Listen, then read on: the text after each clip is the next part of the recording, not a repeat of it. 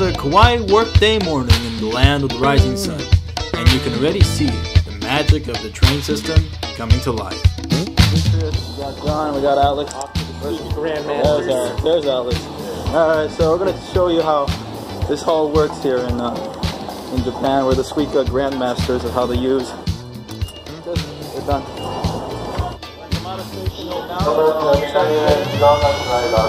Everybody's taking the corner, so Monday it's rush hour more or less, so we're all getting in to go to Akihabara for half the day. Go be weeaboos. Yeah. Again, Tokyo is the most populous and dense city in the world, so believe anyone when they tell you that their trains are packed with commuters, students, and retired salarymen who hunt for good cuisine and imaginary samurais. You're packed in there like sardines.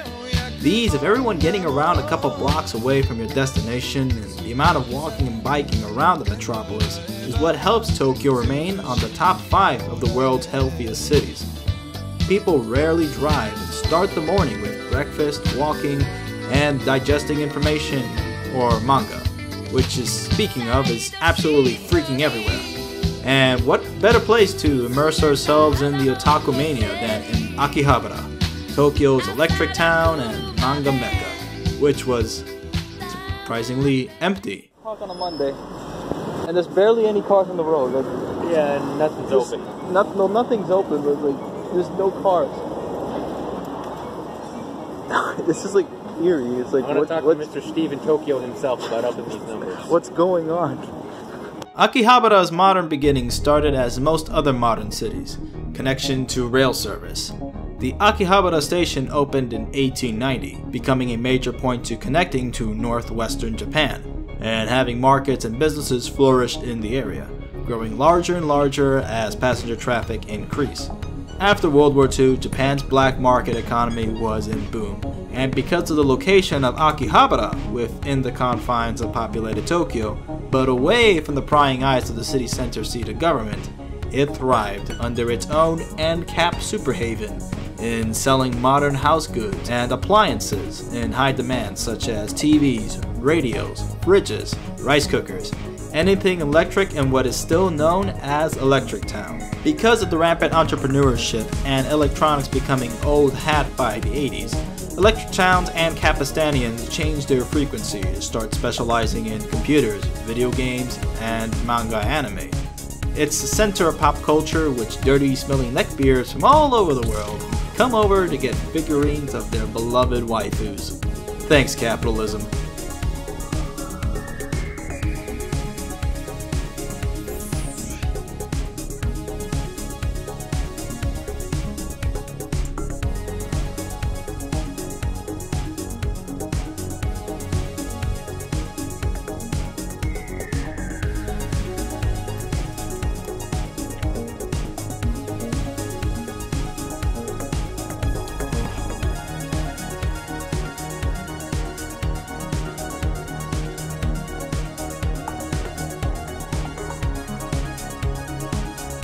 Hidden amongst the carefully organized spare electronic parts, used SNES consoles in pristine condition, and a large crowd of virgins waiting in line to go see AKB48, there is Ueno Park, or Ueno Koen as the locals call it. Even in this expansive metropolis, there's this balance of calm and tranquility, and the amount of parks and nature all over Tokyo that most people wouldn't bring up. And it's that duality that most city planners don't implement, and making sure people don't have to go miles away just to see a spot of green, or take a pleasant walk amongst the lotus flowers, or visit a temple.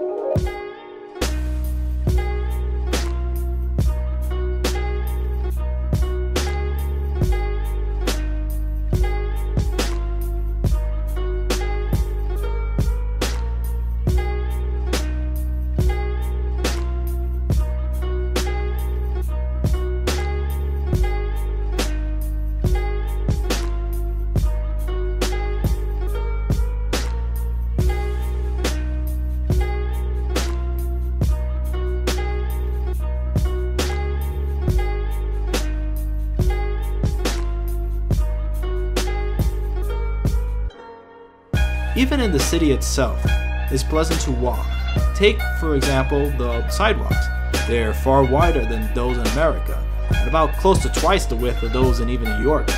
There's a dedicated lane for bikes, separated away from automobiles, that doesn't look like a painted afterthought.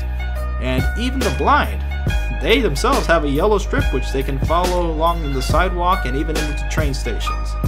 In every facet of getting around the city, there are these small details that make it what it is. It's everything working in harmony, like nature in this expansive city. That gives it its character, and why this city is so successful after all the tides of history have risen and crashed upon it.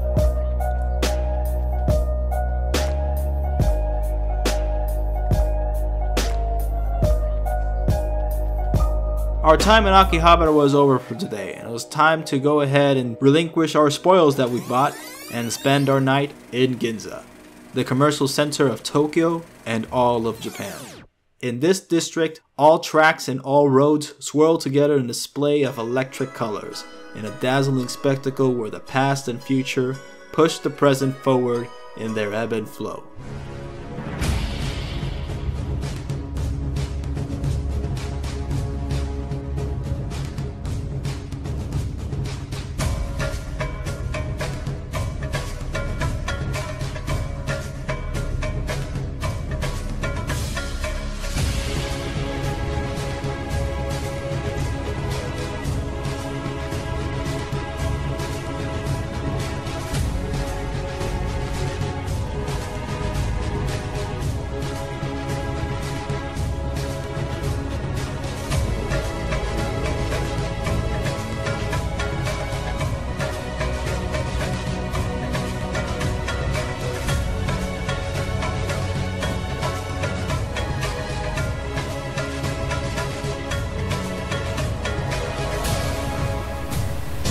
The center of a world economic power is spread on a few square miles around here, and it's this clockwork that has made Ginza the most coveted and expensive plot of real estate in Asia, and for a time in the 90s, in the world.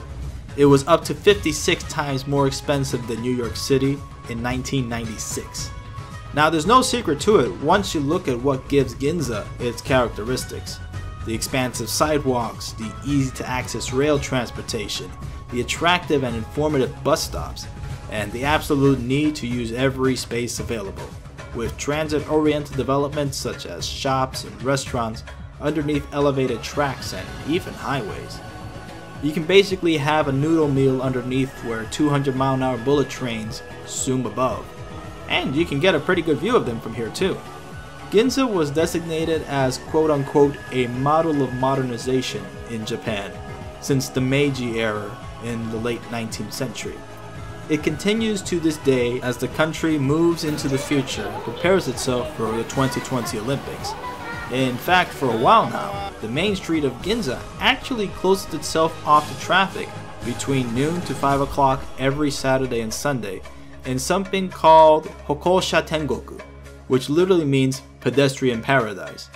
And here you can see people go ahead and shop and to go around and have free roam of the streets, which originally belonged to the people. But even on a wet Monday evening, it still felt like electric heaven, and a great way to close the day.